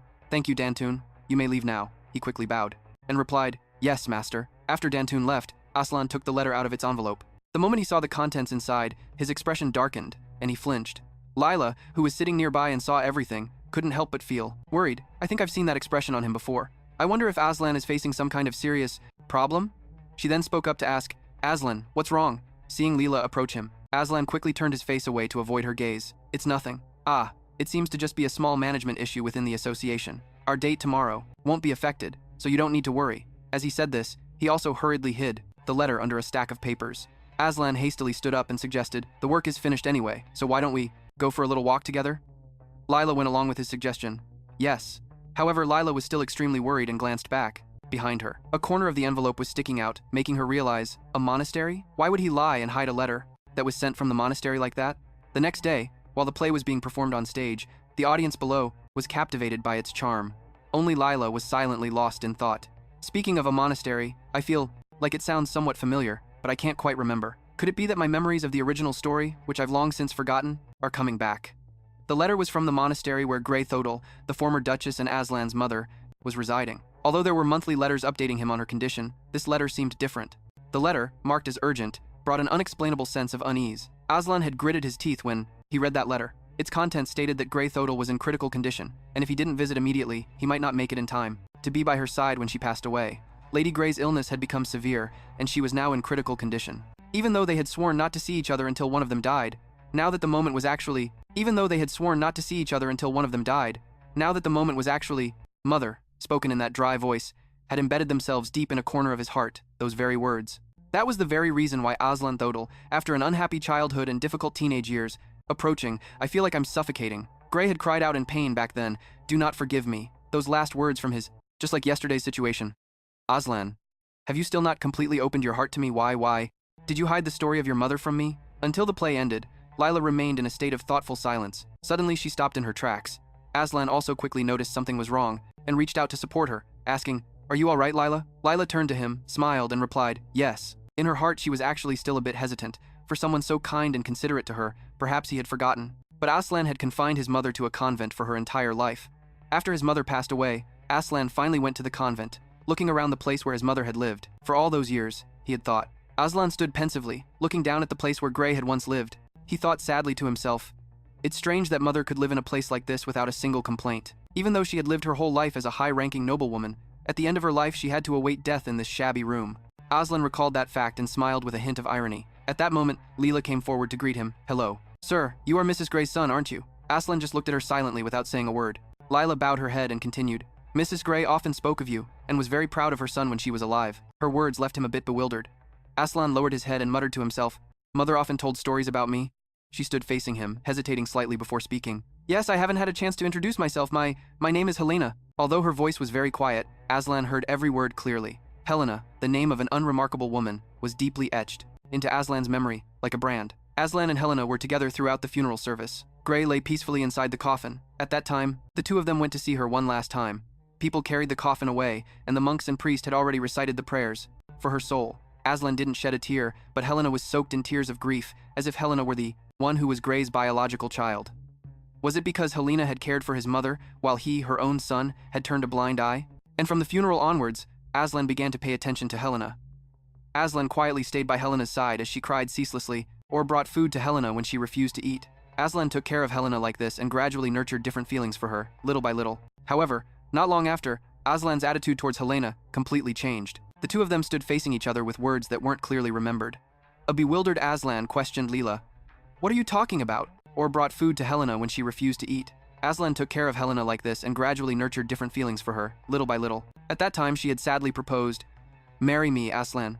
I know the secret you're hiding, like a weakness, looked more terrifying than a demon. However, Aslan had no other choice but to listen to Helena's threat. She lowered her head, avoiding Aslan's gaze, and continued, After 3 years, I will leave you completely. Did Aslan decide to sacrifice 3 years to protect his honor?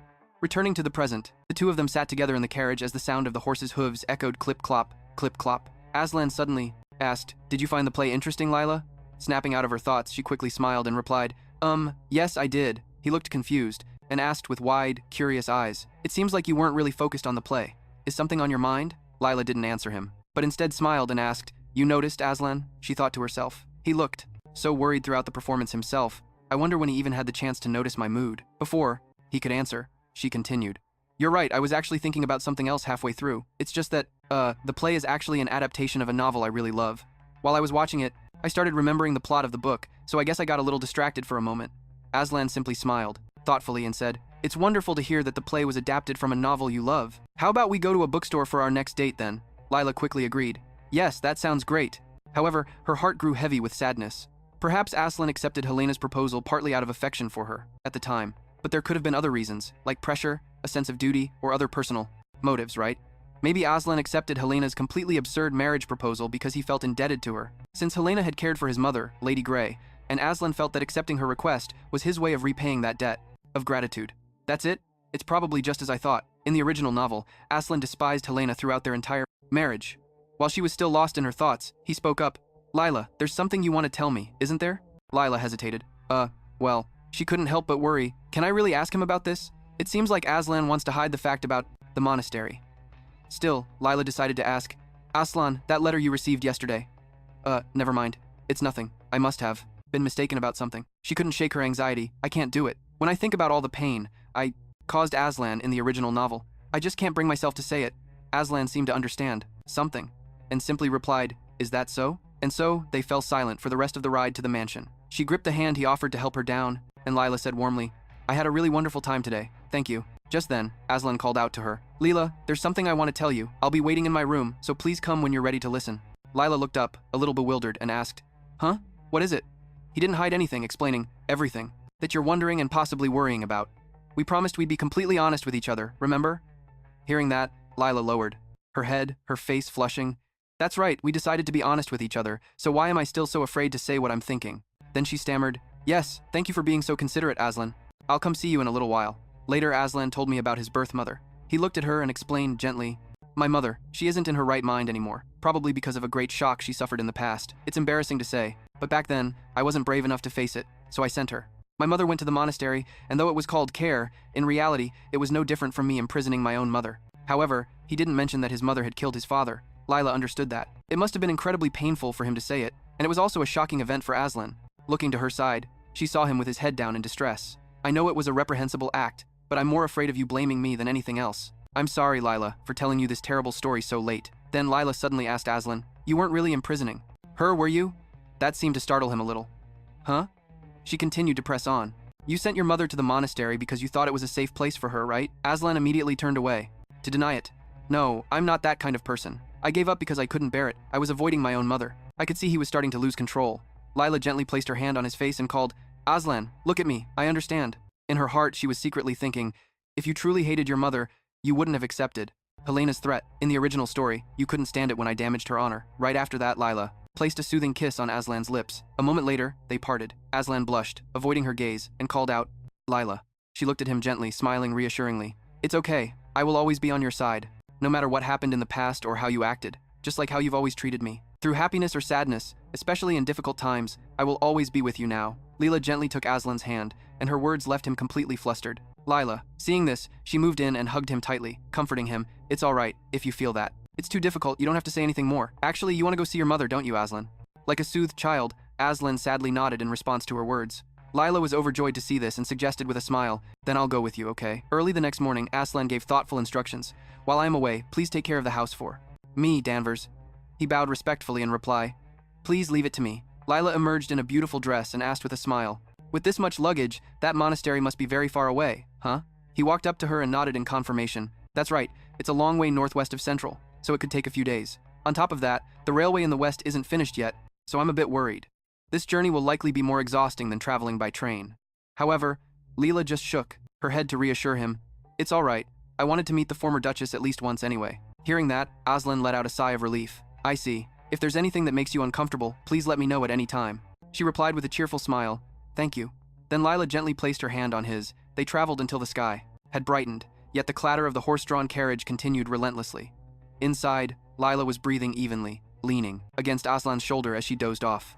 In her dream, she was still murmuring his name. Seeing this, Aslan just smiled to himself, feeling a sense of awe. She must have been exhausted. Her face is still so beautiful even when she's sleeping. Her bright eyes are always sparkling, her small lips so red and full. When she stands before me, she is truly beautiful. That lady, ah no. She was beautiful from the very first time I met her. Aslan recalled the nights he tossed and turned in his bed. Sometimes I would have dreams about a future I had never experienced. In those dreams of the future, a woman named Helena always appeared. The first time I met Helena, I was captivated by her, but then she began to threaten me by using my mother's honor as hostage. I felt contempt for myself for having ever loved someone like that, but I had no other choice but to accept her proposal, though I was somewhat swayed by the fact that she had captured my heart, even if only for a moment. But as soon as I left, my steps faltered with regret. And above all, I didn't want to hurt the person my mother cherished her whole life like that, and besides, I thought that 3 years was a period of time I could still endure. The married life that began with that threat passed by with surprising peace, and the cautious footsteps of Lila also pattered throughout the hallways. She lived hidden away like a shadow in the house. Although I was very aware of the existence of this wife in name only, I believed that my heart would not be swayed. There were times Lila would also secretly glance into Aslan's room, before he fell seriously ill from overwork and lost consciousness. The next day, he woke up with a face, flushed, and a cloth on his forehead. Danton approached Aslan and asked, "Master, are you awake?" He quickly sat up and replied, "There is too much work to do. I can't just keep lying here like this." Just then, the cloth on his forehead fell off. Aslan picked it up, a little bewildered, and asked, "Did you put this on?" "Me?" he explained, a bit flustered. "No, it was actually the lady who stayed by your side all night. It seems she left early because she was worried about disturbing you, master." A moment later, Aslan shot up from the bed again. He gently placed his feet on the cold floor. Aslan pulled the door open and left the room as if nothing had happened. "I will resume my work, so please organize the reports related to the territory." Danton bowed respectfully and replied, "Yes, I understand." Right after that, Aslan coldly closed the door to the room. Standing outside, he covered his face, somewhat flustered. "Why are you treating me so kindly? Is this also one of the ways you're trying to use me, to make me dependent on you?" After that, I started paying more and more attention to Helena. Although she was only a wife in name, arranged through a threat, she was by my side throughout our married life. Returning to the present, Aslan's heart ached a little. "I'm so sorry. In that dream of the future, I really wanted to be by your side, but I realized it too late." With that thought, he gently placed a kiss on her forehead. Aslan whispered as if to confess all his feelings and regrets, "I love you, Lila. This time, I absolutely will not lose you." And just like that, the carriage continued to speed along the road. Filled with sunlight, the light shining inside caused Lila to wake up. She groggily opened her eyes and murmured, "Huh, is it morning already? I'm Aslan?" Lila quickly sat up with a blushing face, looking at him sleeping soundly in front of her. She couldn't help but feel flustered. How did I end up in Aslan's arms like this? Is this a dream? After being stunned for a moment, Lila sadly lowered her head, accepting the reality. That was just a dream. At that moment, Aslan also slowly blinked awake, and she happily dove in to hug him tightly, exclaiming, "Waking up to see you right away like this is so wonderful. I want to have this dream every single day." Aslan, also happy, whispered into Lila's ear, "If I could, I would want to appear in your dreams every day." This startled her, and she shot up in a daze. "Huh?" Then she realized it wasn't a dream, and screamed with a beet red face, "Aslan." He then gently placed a hand on her shoulder to ease her embarrassment. "It's a shame, but you have to get up now. We have to stop at the restaurant up ahead since we're about to leave town." Lila, flustered and blushing, stammered, "Yes, I will get ready right away." Seeing this, Aslan chuckled reassuringly. There's no need to rush. And so, the two of them went into the restaurant together. Delicious food was spread out on the table, but Lila kept her head down, brooding over what had just happened. I wonder when Aslan woke up, and what was I thinking saying I was so happy to see you right after waking up? How could I say something like that? Have I gone insane? At that moment, across from her, Aslan looked down with a hint of sadness, and asked, "I suppose the food isn't to your taste?" Lila, flustered, quickly stammered in reply, "No, that's not it at all." This seemed to cheer him up, and he urged, "Then please eat." He reached over and ladled soup into her bowl. Aslan pushed the bowl toward her, reminding her, "There won't be any restaurants on the road ahead, so you need to eat something here." Lila reluctantly replied, "I am eating." With a straight face, he insisted, "I want to help you myself." "Eat!" A bewildered Lila pressed him, "But, Aslan, why are you always so insistent on making me eat?" This made him flustered. "Well, it's all for the sake of your health." Hearing that, Lila didn't press further. "I see." Across the table, Aslan blushed and mumbled with his head down, "But I think it's because seeing you enjoy your food also makes me feel happier." She was momentarily moved by his words and cried out, "Aslan." A few hours later, Lila was standing next to Aslan. She thought, confused, "This is so strange. A place this eerily quiet. Why do I feel so at ease? Even though I've never set foot in this place before, it feels as though I've lived here before." Noticing Lila's silence, a worried Aslan turned to ask, "Is something making you uncomfortable?" She had no choice but to explain. To him, "I'm perfectly fine, Aslan." At that very moment, the sound of footsteps approached, and the abbot stepped out to welcome them, greeting them with a warm smile. "It is a great honor to have you visit our humble monastery." "I am the person in charge here," Lila quickly replied. "Hello, abbot." He gestured graciously. I will lead you inside now. And so, the three of them together headed inside the monastery. The abbot sat across from Aslan and began with a polite opening. Thank you for making the long journey to come here. Aslan, however, asked with an icy expression, Can you tell me what happened? Now? The abbot replied with a somber look, lowering his head. Yes, first I must inform you of Mrs. Gray's condition. Mrs. Gray's room was in a garden filled with sunlight. When she first arrived, she was in a rather unstable Mrs. Gray's state. But thankfully, she slowly adapted to life here and became more stable. After regaining her strength, she became an active help, helping with the work here. The others also saw Mrs. Gray's fine example, and as a result, they also worked harder. Mrs. Gray never neglected the early morning prayers and volunteer activities. I thought that God had greatly blessed our convent, but then, last winter, she fell ill from an unknown cause, and that changed many things. Even though we invited doctors from the surrounding area, as well as renowned physicians sent by the Duke, no one could cure Mrs. Gray's illness. Not only was there no treatment, but the cause was never found, so she has had to continue enduring the pain. Her symptoms worsened starting last month, leaving her completely bedridden. Aslan's face fell as he listened, looking extremely worried. Is that so? The abbess continued to report. According to the doctor, she might not make it through this autumn, so I had a letter sent.